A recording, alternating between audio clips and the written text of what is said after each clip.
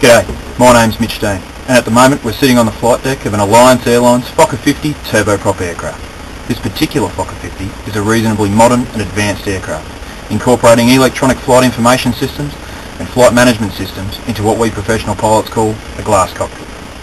These modern technologies allow pilots to accurately and safely conduct all stages of a flight, including instrument approaches. So with all this modern technology available, you might ask, what can possibly go wrong? That an accident or incident may eventuate, and the answer is simple. While engineering and technological advancement of modern-day airliners continues to enhance safety, there is one critical piece of the puzzle that has remained largely unchanged, and that is us, the pilots. To put it simply, if God had wanted us to fly, he would have given us wings. And there are many factors, both physical and psychological, that can have an adverse effect on a pilot in the in-flight environment.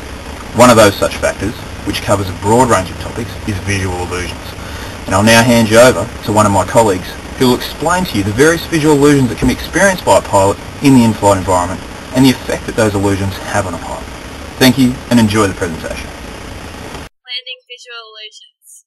As a pilot grows accustomed to a particular runway, in our case Archerfield, other runways may play tricks on their perception.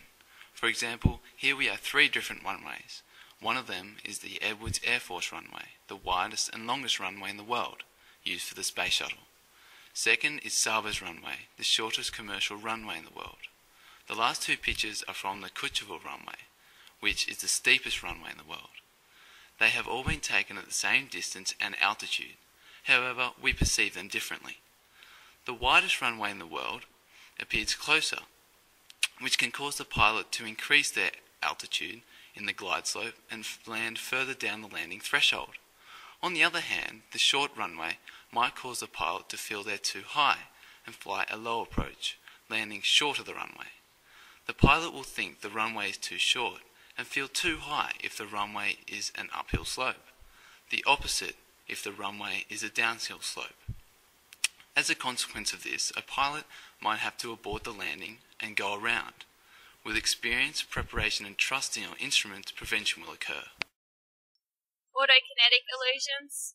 Autokinetic effect is best demonstrated by standing in a dark room and staring at a single light point for 6 to 12 seconds. Eventually, the light source will appear to make small, jagged and erratic movements, when it is not actually moving at all. In more advanced stages, the autokinetic effect can lead to erratic but minor head and body movements as the person tries to realign with the moving object. I'm sure that everyone in here has noticed the effect take place when looking at a single light source in the dark, maybe while looking at the star at night. But what causes this illusion physiologically? Let's have a closer look. When the eye focuses onto a single light point within darkness, it loses the ability to focus on other sources.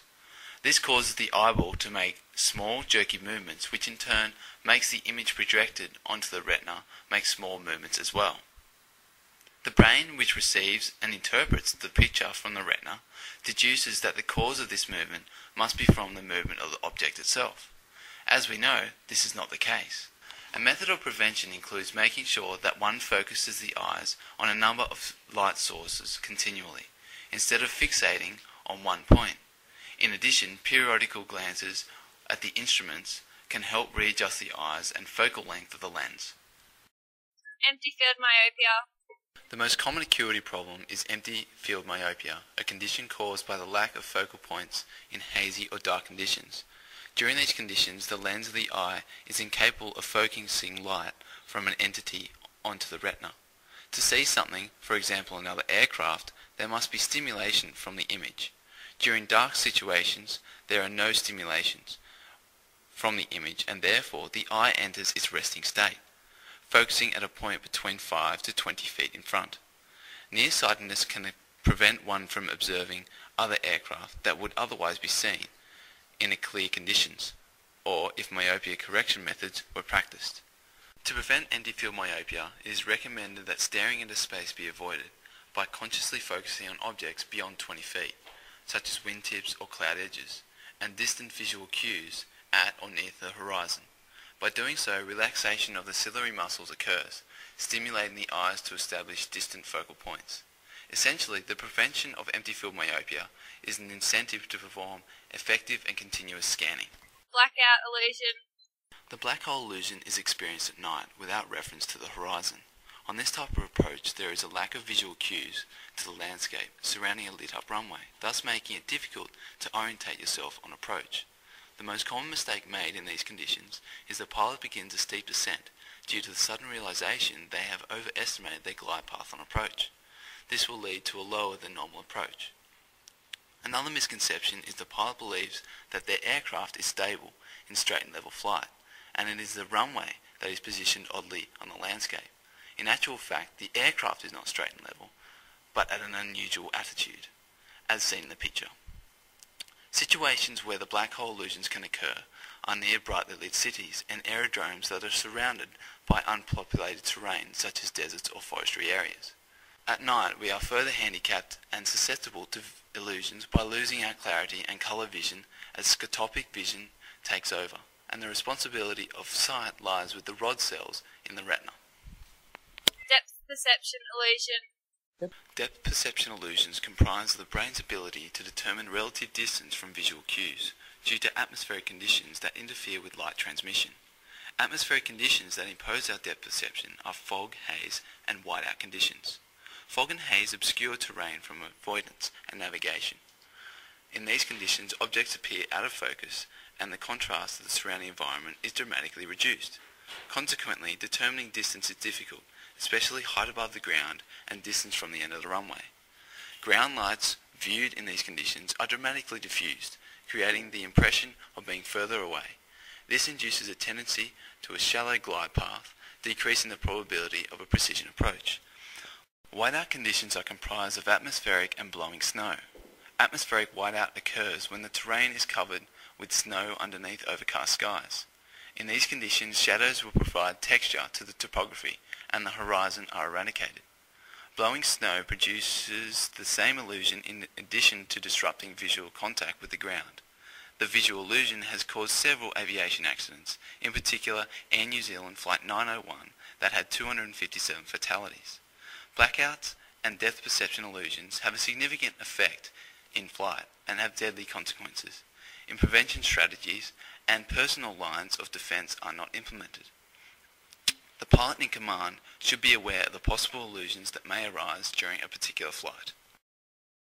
Oculogyral and oculogravic illusions. Visual illusions pertain not only to eyesight, but your perception of what you should be seeing. Without a point of reference, which we can see with our eyes, we must rely on our vestibular system, which orients our bodies according to gravity.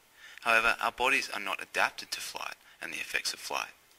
Inside our ear we have the otolith organs, which control our spatial orientation and balance, with sensory hairs which react to stimulus such as tilting and acceleration. However, if the stimulus becomes constant, then the hairs will return to equilibrium, and the person shall perceive normal conditions. These effects are described as oculogyral or oculogravic illusions. The oculogyral illusions can occur following aircraft maneuvers that involved an alteration in any of the three principal axes, turns, rolls and spins. This alteration causes the otolith to transmit that an adjustment to the orientation has occurred. Yet, as the turn endures, the otolith will return to equilibrium even though we have not left the turn. Due to the sensation of being in equilibrium, attained after a few moments in a bank or turn, is an illusion known as oculogravic illusion, which can lead to a pilot mistakenly perceiving the orientation of the aircraft as straight and level, when in fact it's in a bank. For example, in a bank, the pilot is subjected to both centrifugal and gravitational forces, which create a resultant force that is slightly tilted from the gravitational normal. Obviously, continuation or a reaction to a misinterpreted effect is hazardous, and then reliance on instruments when sight is not our primary sensory. Flying instruction draws attention to the dangers of misinterpreting vestibular systems.